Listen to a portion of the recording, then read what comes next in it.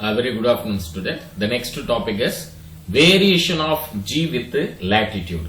Variation of G with latitude. Whenever we analyze the motion of the object in rotating frames, this is the rotating frame explained in chapter 3, we must take into account the centrifugal force. Centrifugal force. Even though we treat the earth as an inertial frame, it is not exactly correct because the earth spins about its own axis.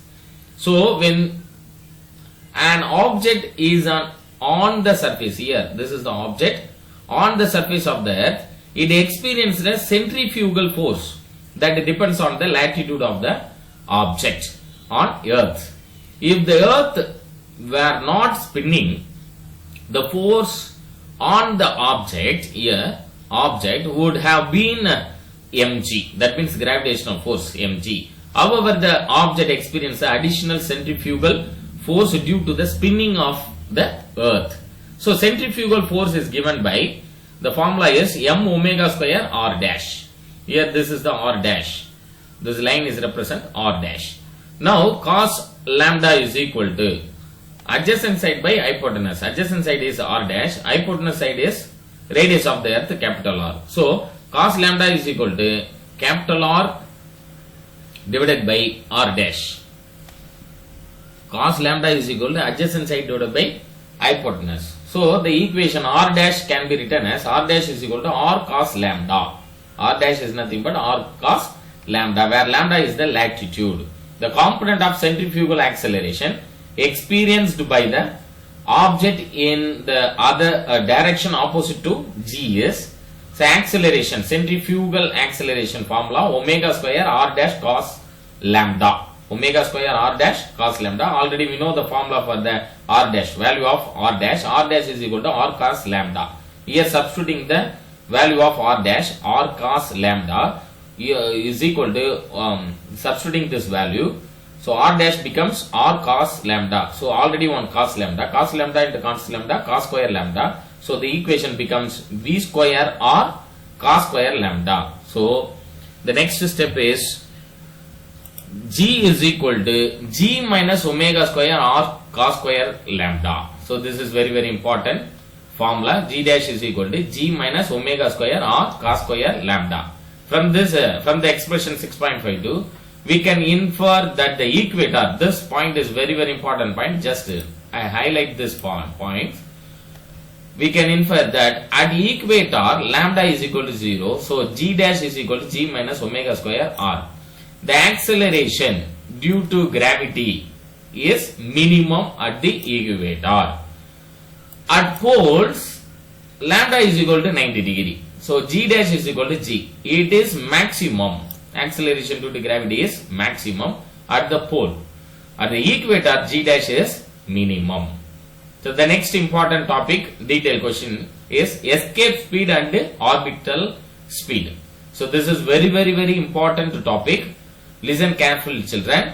So what is meant by escape speed? Means this is the definition. The minimum speed required by an object to escape earth gravitational field is called escape speed. Once again repeat, this is a 2-mark question. What is meant by escape speed? Means the minimum speed required by an object to escape earth gravitational field is called escape speed. It is called escape speed. Hydrogen and helium are the most abundant element in the universe, but Earth's atmosphere consists of mainly of nitrogen and oxygen. The following discussion bring forth the reason why hydrogen and helium are not found in the abundance on the Earth atmosphere. When an object, this point is very important, listen carefully, when an object is thrown up with some initial speed, it will reach a certain height, after which it will fall back to Earth. If the same object is thrown again with a higher speed, it reaches a greater height than the previous one and falls back to the earth. This leads to the question of what should be the speed of object thrown vertically up such that it escaped the earth gravity and would never come back. So this is the main question. The answer is consider an object of mass capital M on the surface of the earth when it is thrown up with an initial speed Vi. The initial total energy of the object is initial velocity, that means Vi, initial speed is equal to, already we know the kinetic energy 1 by 2 Vi square minus capital G, capital M, capital Me divided by Re. Capital Me represents the mass of the earth, capital Re is represent radius of the earth.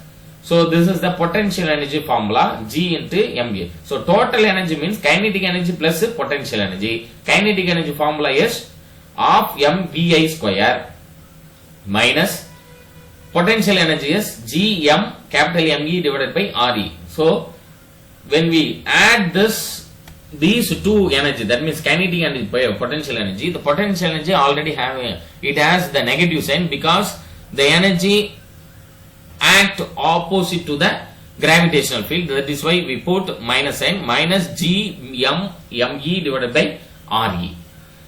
So the next, the object reached in the maximum height, that means infinity, the gravitational potential energy become 0 because U of alpha is equal to 0. So the final total energy of the object becomes 0. This is for minimum energy and for minimum speed to escape. Otherwise kinetic energy can be non-zero. So final energy is equal to 0 because we cannot calculate at the infinity distance. Energy, it will not calculate the infinity distance. That is why final energy is equal to 0.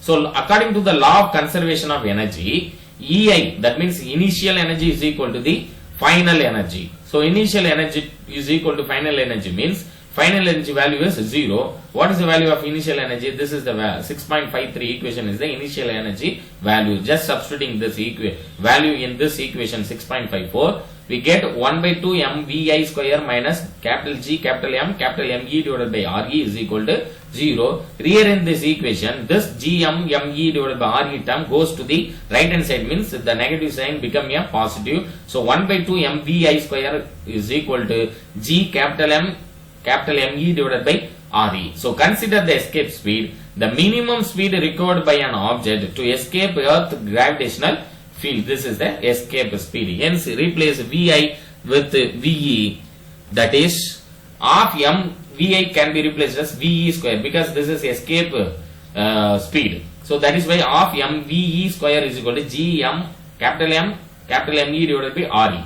So Ve square, here in this equation, Ve square is equal to G Me divided by Re into 2 divided by capital M cancel to each other. Remaining term Ve square is equal to 2 into G capital Me divided by Re. Then already we know the formula for the G, acceleration to derive. G is equal to Gme divided by Re square. Here one Re only available.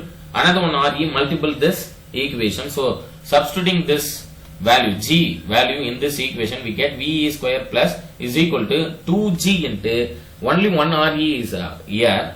So here Re square, that is why multiple the Re term, multiple by Re term. So Ve square is equal to 2G into Re.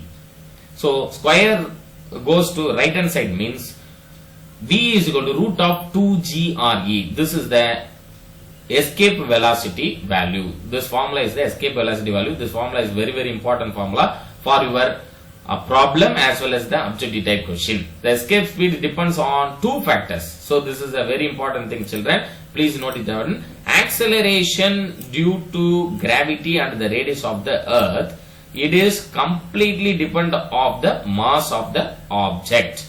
By substituting the value of G 9.8 meter per second, Re value is, that means the radius of the earth is 6400 kilometer. The escape speed of the earth is Ve, escape velocity is equal to 11.2 into 10 kilometer per second. So this value also is very important for your objective type question. The escape speed is independent of the direction in which the thrown, irrespective to whenever the thrown vertically up, radially upward or tangentially, it required the same initial speed to escape earth gravity. So here escape speed independent angle is, this is the escape speed. By this diagram we can easily understand. So lighter molecules such as hydrogen and helium have enough speed to escape from the earth. So unlike the heavier ones such as nitrogen and oxygen, the average speed of hydrogen and helium atoms compared with the escape speed of the earth is presented in the kinetic theory of the gas. This is very, very important topic, children. Escape speed. Thank you very much.